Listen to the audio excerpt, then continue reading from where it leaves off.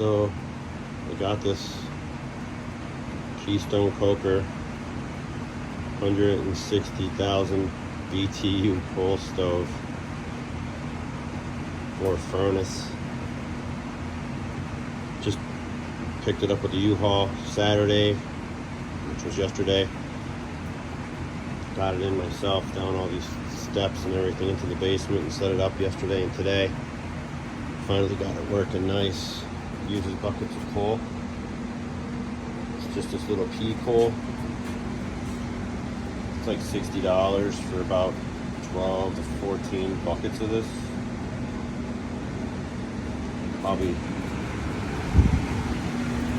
And then this thing in the back is filled. I think I put like 4 or 5 buckets in there. It's the hopper. And just want to show you inside how nice this is. Look at that. It actually has it closed. The top is closed. It vents down at the bottom. So all the heat has to stay in there until it fills up so much that it reaches the bottom with heat. So no heat really goes out the exhaust like in a regular coal stove.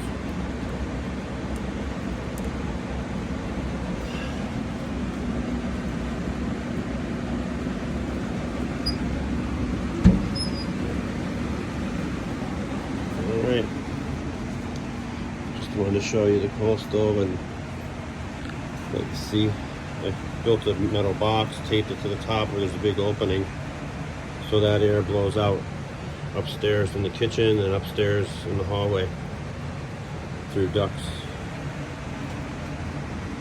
All I have to do is come down and fill it with a bucket of coal every other day. Alright, well that's it. Just wanted to show you. Bye.